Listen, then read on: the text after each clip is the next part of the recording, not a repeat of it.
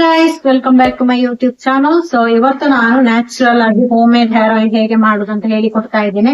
Grey hair ಗೆ ಆಗಿರ್ಬೋದು, hair fall ಮತ್ತೆ ಡ್ಯಾಂಡ್ರಫ್ ಗೆ ಎಲ್ಲದಕ್ಕೂ ಒಂದೇ ಒಂದು ಹೇರ್ ಆಯಿಲ್ ಪ್ರಿಪೇರ್ ಮಾಡ್ತಾ ಇದ್ದೇನೆ. ಆದಿವಾಸಿ ಹೇರ್ ಆಯಿಲ್ ಕೂಡ ನಿಮ್ಗೆ ಬೇಕಾಗಿಲ್ಲ. ಸೊ ಇದೊಂದು ಹೇರ್ ಆಯಿಲ್ ನಿಮ್ಮ ಮನೆಯಲ್ಲಿ ಮಾಡಿದ್ರೆ ಸಾಕು.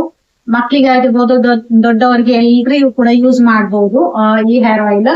ತುಂಬಾ ಸಲ ನಾನು ವಿಡಿಯೋದಲ್ಲಿ ಶೇರ್ ಮಾಡಿದ್ದೀನಿ, ಆದ್ರೆ ನಾನು ಒಂದೇ ತರದ್ದು ಇಂಗ್ರೀಡಿಯಂಟ್ಸ್ ಹಾಕುದಿಲ್ಲ, ಬೇರೆ ಬೇರೆ ಟ್ರೈ ಮಾಡ್ತಾ ಇರ್ತೇನೆ. ಇವಾಗ ಒಂದು ಸ್ಪೆಷಲ್ ಐಟಮ್ಸ್ ಇದೆ, ಕಲೋಂಜಿ ಅಂತ, ಅದು ಹಾಕಿ ಮಾಡ್ತಾ ಇದ್ದೇನೆ. ಬನ್ನಿ ಹೇಗೆ ಹೇರ್ ಆಯಿಲ್ ಮಾಡುದಂತ ನಿಮ್ಮ ನಾನು ಶೇರ್ ಮಾಡ್ಕೊಳ್ತೀನಿ. ಬನ್ನಿ ಹೇರ್ ಆಯಿಲ್ ಮಾಡುವ. ಇವತ್ತು ನಾನು ಯೂಸ್ ಮಾಡೋ ಇಂಗ್ರೀಡಿಯಂಟ್ಸ್ ಇದೆಲ್ಲ ಕರಿ ಲೀವ್ಸ್, ಮತ್ತೆ ಇದು ದಿಂಗ್ರಾಜ್, ಗರ್ಗ್ ಅಂತ ಹೇಳ್ತಾರೆ. ಹಾಗೆ ಇಲ್ಲಿ ಮೇಥಿ ಸೀಡ್ಸ್, ಇದು ಕಲೋಂಜಿ ಸೀಡ್ಸ್ ಅಂತ ಹೇಳ್ತಾರೆ. ನಾನಿಲ್ಲಿ ಒಂದು 400 ml ಅಷ್ಟು ಆಯಿಲ್ ಹಾಕೊಳ್ತಾ ಇದ್ದೇನೆ. ಕೋಕೋನಟ್ ಆಯಿಲ್, ತೆಂಗಿನ ಎಣ್ಣೆ ಯೂಸ್ ಮಾಡ್ತಾ ಇದ್ದೇನೆ. ನೀವು ಯಾವ್ದು ಬೇಕಾದ್ರೂ ಯೂಸ್ ಮಾಡಬಹುದು, almond oil, castor oil. So ಈಗ ಯಾವ್ದು ಬೇಕಾದ್ರೂ ನಿಮ್ಗೆ ಇಷ್ಟ ಇದ್ರೆ ಅದು ಯೂಸ್ ಮಾಡ್ಕೊಳ್ಬಹುದು. ಬೆಸ್ಟ್ ಆಯಿಲ್ ಮಾಡ್ಲಿಕ್ಕೆ, ಒಂದು ಹೋಮ್ ಮೇಡ್ ಆಯಿಲ್ ಮಾಡ್ಲಿಕ್ಕೆ ಬೆಸ್ಟ್ ಆಯಿಲ್ ಅಂದ್ರೆ ತೆಂಗಿನಕಾಯಿ ಎಣ್ಣೆನೆ. ಸೊ ಅದೇ ಯೂಸ್ ಮಾಡಿ, ಕೋಕೋನಟ್ ಆಯಿಲ್. ಇವಾಗ ನಾನು ಯಾವ್ದೆಲ್ಲ ಇಂಗ್ರೀಡಿಯೆಂಟ್ಸ್ ಇದೆ ಅದೆಲ್ಲ ಒಟ್ಟಿಗೆ ಹಾಕಿ ಒಂದು ತರಿಯಾಗಿ ಪುಡಿ ಮಾಡ್ಕೊಳ್ತೇನೆ. ತುಂಬಾ ನೈಸ್ ಪುಡಿ ಮಾಡ್ಬೇಕಂತ ಇಲ್ಲ, ಪೌಡರ್ ಮಾಡ್ಬೇಕಂತ ಇಲ್ಲ, ಒಂದು ತರಿಯಾಗಿ ಪೌಡರ್ ಮಾಡ್ಕೊಂಡ್ರೆ ಸಾಕು. ಹಾಗೆ ಆಯಿಲ್ ಅನ್ನು ಲೋ ಫ್ಲೇಮ್ ಅಲ್ಲೇ ಇಟ್ಟು ಬಿಸಿ ಮಾಡ್ಬೇಕು. ಯಾವತ್ತಿದ್ರು ಆಯಿಲ್ ಮಾಡುವಾಗ ಲೋ ಫ್ಲೇಮ್ ಅಲ್ಲೇ ಇಟ್ಟು ಆಯಿಲ್ ಮಾಡ್ಬೇಕು. ಇಲ್ಲ ಅಂದ್ರೆ ಎಲ್ಲಾನು ಸುಟ್ಟೋಗ್ತದೆ, ಕರೆಕ್ಟ್ ಆಗೋದಿಲ್ಲ ಅದು ಆಯಿಲ್.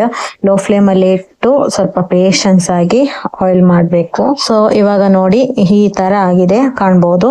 ನಾನು ಯಾವ್ದು ಕೂಡ ರೋಸ್ಟ್ ಏನ್ ಮಾಡ್ಕೊಳ್ಳಿಲ್ಲ, ಜಸ್ಟ್ ರಾ ಆಗೇನೆ ಮಿಕ್ಸಿ ಜಾರ್ಗೆ ಹಾಕಿ ಈ ತರ ಪುಡಿ ಮಾಡ್ಕೊಂಡಿದ್ದೇನೆ ನೋಡಿ. ಇವಾಗ ನೋಡಿ ಲೋ ಫ್ಲೇಮ್ ಅಲ್ಲಿ ಆಯಿಲ್ ಬಿಸಿ ಆಗ್ತಾ ಇದೆ. ಹೀಗೆ ಆಯಿಲ್ ಬಿಸಿ ಆಗ್ತಾ ಬರುವಾಗನೇ ನಾವು ಪುಡಿ ಎಲ್ಲ ಅದಕ್ಕೆ ಹಾಕಿದ್ರಾಯ್ತು. ಆ ಪೌಡರ್ ಮಾಡಿಟ್ಟದಿರ್ದೆ ಅಲ್ಲ, ಅದನ್ನೆಲ್ಲ ಆಯಿಲ್ಗೆ ಹಾಕಿದ್ರಾಯ್ತು. Kalonji seeds best for grey hair and hair fall ಗೆ ಆಗಿರ್ಬೋದು, ಹೇರ್ ಗ್ರೋತ್ ಗೆ ಆಗಿರ್ಬೋದು, ತುಂಬಾ ಹೆಲ್ಪ್ಫುಲ್ ಆಗಿದೆ. ಹಾಗೆ ಕರಿ ಲೀವ್ಸ್ ಮತ್ತೆ ಗರ್ಗ ಇದೆ, ಅದು ಕೂಡ ಬೆಸ್ಟ್. ನಿಮ್ಗೆ ಹೇರ್ ಫಾಲ್ ಇದ್ರೆ ಉಂಟಲ್ಲ, ಬೆಸ್ಟ್ ಅಂದ್ರೆ ಬ್ರಿಂಗ್ರಾಜ್ ಲೀವ್ಸ್, ಗರ್ಗ ಅಂತ ಹೇಳ್ತಾರೆ ಸಾಮಾನ್ಯವಾಗಿ. ಅದು ತುಂಬಾ ಅಂದ್ರೆ ತುಂಬಾ ಬೆಸ್ಟ್ ರಿಸಲ್ಟ್ ಕೊಡ್ತದೆ. ಕರಿ ಲೀವ್ಸ್ ಹಾಗೇನೆ, ಕರಿ ಲೀವ್ಸ್ ಅಲ್ಲಿ ಕೂಡ ಕೂದಲಿಗೆ ಒಂದು ಶೈನ್ ಕೊಡ್ತದೆ. ಹಾಗೇನೆ ಗ್ರೇ ಹೇರ್ಗೆ ಕೂಡ ಅದು ಕೂಡ ಒಳ್ಳೇದಿದೆ. ಮತ್ತೆ ಇದಕ್ಕೆ ನೀವು ಅಲೋವೆರಾ ಕೂಡ ಹಾಕೊಳ್ಬಹುದು, ಫಾರ್ ಶೈನ್ ಆಗಿರ್ತದೆ. ಅಲೋವೆರಾ ಹಾಕಿದ್ರೆ ನಿಮ್ಗೆ ಅಷ್ಟು ಜಿಡ್ಡು ಅಂತ ಅನ್ಸುದಿಲ್ಲ. ಫ್ರೆಶ್ ಅಲೋವೆರಾ ಇರ್ತದಲ್ಲ, ಅದನ್ನ ಹಾಕಿ ತುಂಬಾ ಚೆನ್ನಾಗಿರ್ತದೆ. ಇವಾಗ ನೋಡಿ, ನಾನು ಇವಾಗ ಲೋ ಫ್ಲೇಮ್ ಅಲ್ಲಿ ಚೆನ್ನಾಗಿ ಮಿಕ್ಸ್ ಮಾಡ್ತಾ ಇದ್ದೇನೆ. ನೋಡಿ ಈ ತರ ಗ್ರೀನ್ ಆಗಿ ಆಯಿಲ್ ಆಗ್ತದೆ. ಸೊ ಇದು ಇನ್ನು ಲೋ ಫ್ಲೇಮ್ ಅಲ್ಲಿ ಬಾಯ್ಲ್ ಆಗ್ಲಿ.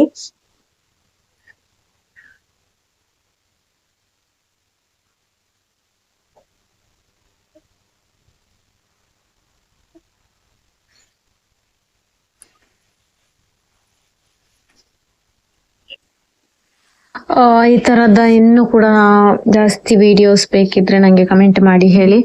ಹಾಗೆ ಈ ಇನ್ಫಾರ್ಮೇಟಿವ್ ಒಂದು ವಿಡಿಯೋ ನಿಮ್ಗೆ ಇಷ್ಟ ಆಗಿದ್ರೆ please like, share and comment ಮಾಡಿ. ತುಂಬಾ ಯೂಸ್ಫುಲ್ ಆಗಿರ್ತದೆ ನಮ್ಗೆ. ಶಾಪ್ ಅಲ್ಲಿ ಅಥವಾ ಆನ್ಲೈನ್ಸ್ ಅಲ್ಲಿ ಎಲ್ಲ ನಾವು ತುಂಬಾ ಹೇರ್ ಫಾಲ್ ಗೆ ಅಂತ ಶಾಂಪೂ, ಕಂಡೀಷನರ್, ಅದು ಇದು ಅಂತ ಯೂಸ್ ಮಾಡ್ತೇವೆ. ನಿಜವಾಗಿಯೂ ಹೇರ್ ಫಾಲ್ ಗೆ ಅಂತ ಬೆಸ್ಟ್ ರಿಸಲ್ಟ್ ಈ ತರ ಆಯಿಲ್ ಮಾಡಿದ್ರೆ, ಅದ್ರಲ್ಲೂ ನೀವು ಬ್ರಿಂಗ್ರಾಜ್ ಮತ್ತೆ ಮೇಥಿ ಅದೆಲ್ಲ ಯೂಸ್ ಮಾಡಿದ್ರೆ ತುಂಬಾ ಬೆಸ್ಟ್ ರಿಸಲ್ಟ್ ಸಿಗ್ತದೆ ನಿಮ್ಗೆ. ಹಾಗೆ ಹೇರ್ ಗ್ರೋತ್ ಕೂಡ ಇರ್ತದೆ. ನಂಗೇನು ಸಿವಿಯರ್ ಆಗಿ ಹೇರ್ ಫಾಲ್ ಇತ್ತು, ತುಂಬಾ ತಿನ್ನಾಗಿತ್ತು. ಇವಾಗ ಆಲ್ಮೋಸ್ಟ್ ಒಂದು 1.5 ತಿಂಗಳಿಂದ ನಾನು ಯೂಸ್ ಮಾಡ್ತಾ ಇದ್ದೇನೆ. ನಾನೊಂದು ತುಳು ವ್ಲಾಗ್ ಅಲ್ಲಿ ಕೂಡ ಹೇರ್ ಆಯಿಲ್ ಪ್ರಿಪೇರ್ ಮಾಡುದು ಹಾಕಿದ್ದೆ, ಅದು ಎಲ್ರು ನೋಡಿಲ್ಲ ಅನ್ಸುತ್ತೆ, ಅದಕ್ಕೆ ಸಪ್ರೇಟ್ ಆಗಿ ವಿಡಿಯೋ ಮಾಡಿದ್ದೇನೆ. ಸೊ ಇವಾಗ ನೋಡಿ ಆಯಿಲ್ ಪ್ರಿಪೇರ್ ಆಗಿದೆ.